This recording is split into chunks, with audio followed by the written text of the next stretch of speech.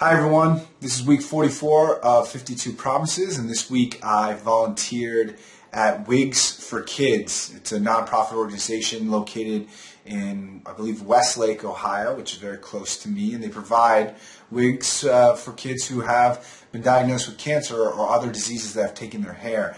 Now, I think this is an interesting timing for this volunteering opportunity because just earlier this week I was in Iowa at the University of Iowa giving a speech that was open to the campus on behalf of Dance Marathon, which is a student-led organization raising money for children's hospitals, in this instance the University of Iowa Children's Hospital.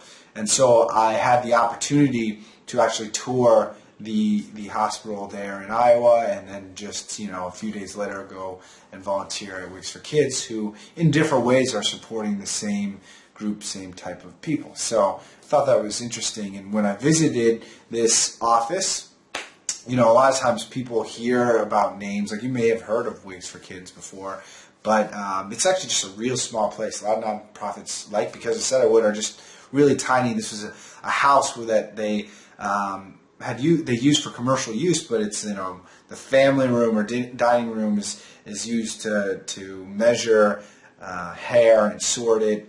They have offices upstairs, and I was there to do a couple things. One, I helped with data entry.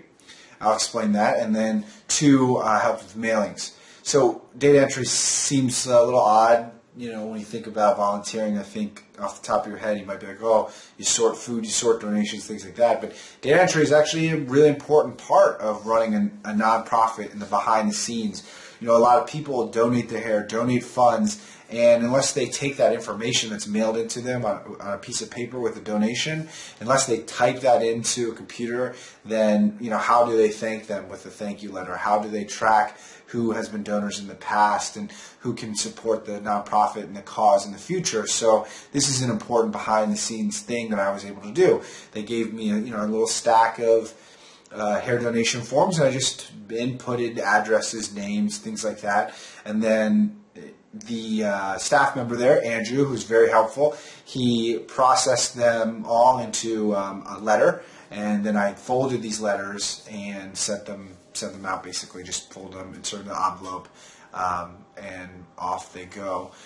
So this week was an interesting kind of look in the behind the scenes of what runs a nonprofit. Not always that frontline service that's helping those they are serving, which is equally important. You can't do one without the other. I want to thank everybody who's sticking in with me on these videos. I know there's like about 12 or 15 of you who keep watching every week, and that means something to me. I appreciate that. I know I don't really promote this channel very much. I have my own reasons for that, but I appreciate you guys tuning in. With that, let me think if there's anything I wanted to add. Oh, I wanted to show you this shirt that I was given in that speech in Iowa. It says Idaho, America's famous potato corn tire state, I guess. But I always appreciate the little gifts that people give me, token appreciation to come speak. It's sort of odd, though, sometimes. I'm going on a tangent now, because I only wear clothes that are made in the United States. It's this thing I have about sweatshops or whatever, and I'm not trying to preach to you, but people give me these, T-shirts from nonprofits and stuff, and I'm very appreciative, obviously, but it sort of goes against a commitment I have. This particular one is made in the U.S., which is very, very, very rare.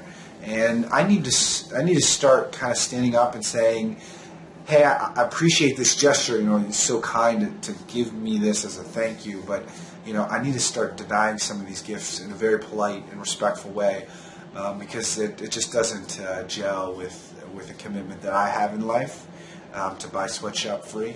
I'm not 100% flawless with it, but I'm pretty good, and I've been doing it since I was 12 years old. So you see me almost anywhere, and everything from my book bag to my socks to my underwear, my shoes, everything but my watch is made in the United States and is sweatshop free. So I don't know. Anyways, it's a side thought, but I appreciate this shirt, and I think I'm going to wear it because it is made in the U.S. and it is fair labor. So, tangents aside, thanks again. And if you like what you see, if you haven't subscribed yet, please do. I will check you later. Peace.